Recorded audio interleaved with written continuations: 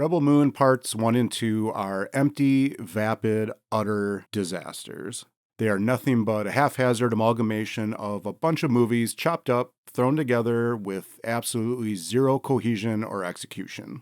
It's as if you walked into a wholesale store like Costco, grabbed a pallet-sized variety pack of movies with no rhyme or reason to them, and mixed them together. There's some Seven Samurai, Magnificent Seven, Star Wars, Sucker Punch, A Bug's Life, Mad Max Fury Road, an episode of Clone Wars, an episode of Mandalorian, Heavy Metal, Cloud Atlas, and countless others, mashed together with all the tropes and cliches you can think of.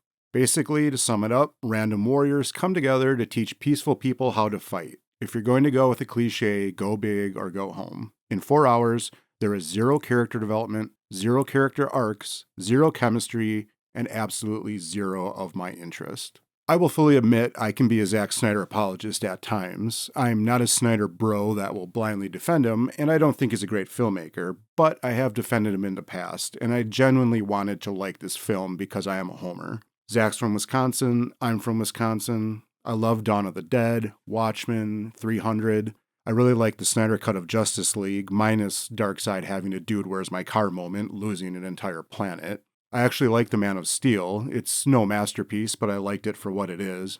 I can't defend how Pa Kent dies in it. Kevin Costner just raising his hand and willingly dying in a tornado is so unbelievably dumb and could have been handled better in so many ways, like, I don't know, Clark trying to save him and failing. Zack has this habit of just abandoning simple logic and storytelling at times, but here's where I will defend Zack, because equally dumb are the people that say Man of Steel is too violent, and Superman should have lured Zod away from the city to fight where people won't die.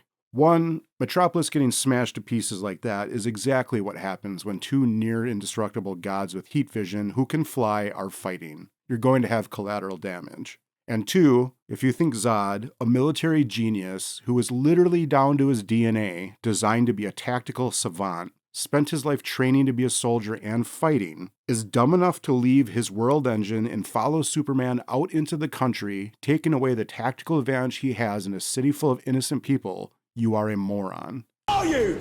An idiot sandwich. Lots of critiques of Zack are more than justified, but like in this example, I think sometimes it goes a little too far. But with these movies, there's not enough criticism in the world to explain how dumb they are.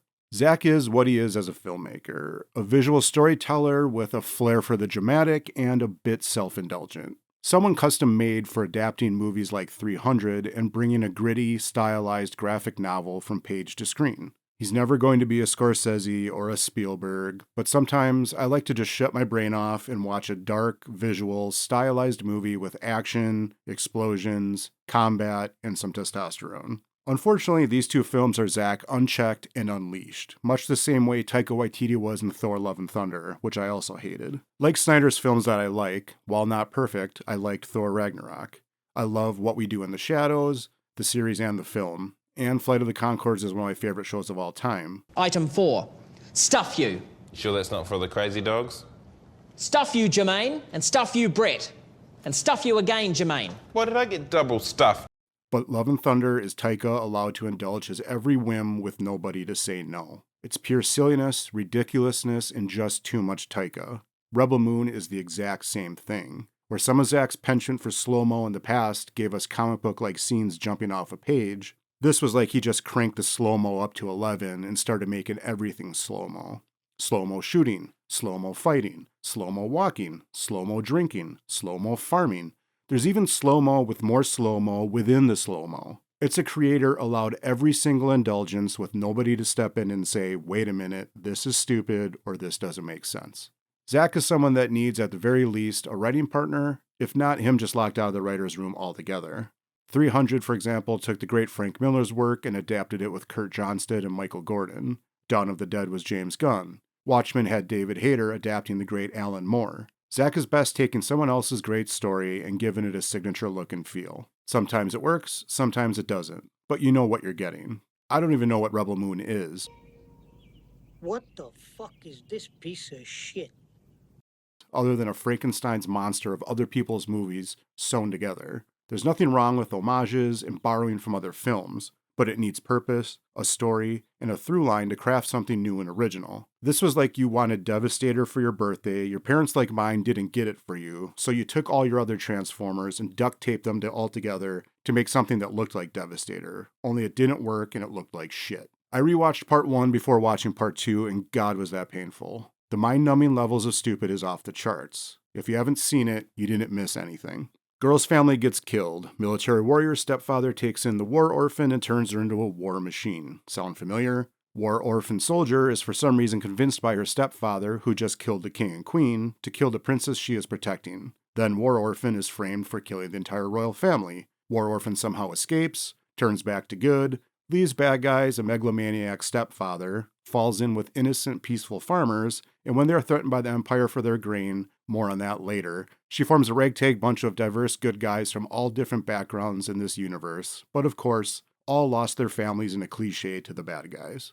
Good guys defeat generic one-dimensional bad guy gets brought back to life for sequel. That in itself is cliche enough, but as this team is put together, we learn next to nothing about this ragtag bunch other than some cliched, superficial characteristics. There was no chemistry, no team building, no meaningful interactions, just a bunch of exposition dumps about individuals being thrown together. Zero reason to care about them or be interested in them. The bad guys come and attack peaceful villagers and the generic group of warriors. Bad guy gets killed a second time, villagers win, dead princess isn't dead, and it's implied war orphan and crew will set out to find her in, God help us all, another film. The sad part is, I like most of the actors in this film, and when I saw the trailer I was intrigued. Unfortunately, the actors are all wasted on cliches and tropes with no character development and definitely no story. The guy from Gladiator is literally from a gladiator planet and is named Titus. The Turok the dinosaur hunter lookalike is named Tarek. Seriously, you can't make this shit up. Throw in names like Blood Axe, Nemesis, and War Orphan Scargiver,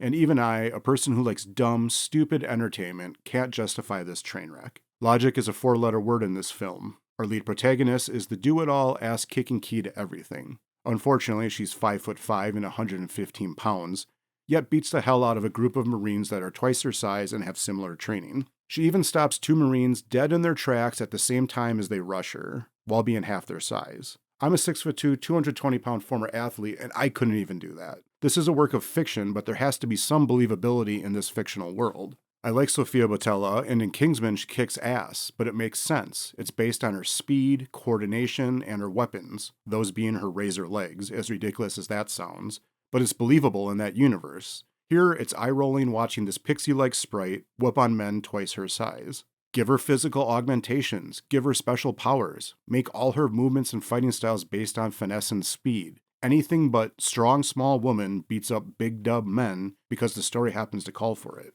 You literally open the film with her struggling to move a stone in a field, then have her put her arms out and stop 2 men twice her size from attacking her with almost zero effort. It makes no sense. You also have an evil empire with technology like hyperspace travel that somehow runs on coal, and they have the ability to raise the dead, but they can't master hydroponics or a million other solutions to their food problem. It's definitely the highest grade hydroponics in the city.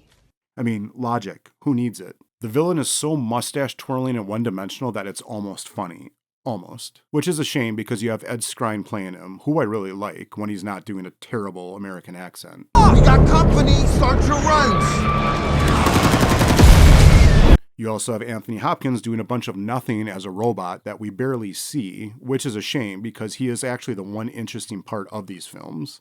It's literally like you gave Zack Snyder a wish list of things and people and threw it all in a blender, but instead of doing anything with it, just said, fuck it, this works.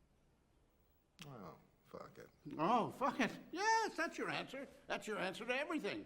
The cherry on top is that this was a rejected Star Wars project. Let that sink in for a second. Kathleen Kennedy and Disney, with the absolute dog shit trash Star Wars they've been putting out, said no to this. Zach, I root for you, I even dig your quirky style sometimes, but I can't defend any of this giant mess you've created.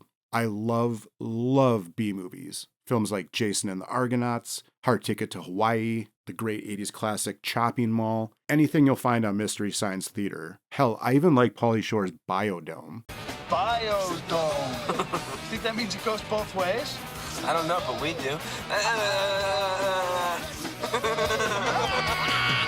So the fact that this is so bad that I can't even find one redeeming thing about it, even ironically, speaks volumes of how poorly this entire thing was executed.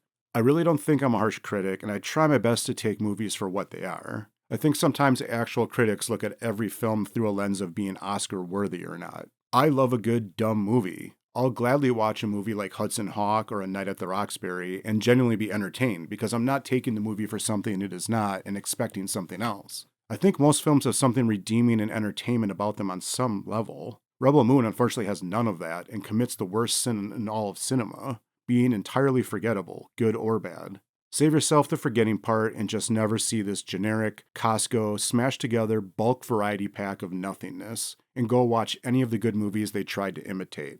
Hell, even go watch Sucker Punch. At least that has Oscar Isaac, a banger soundtrack, and attractive women. Slow-mo yourself the hell away from this Rebel mess.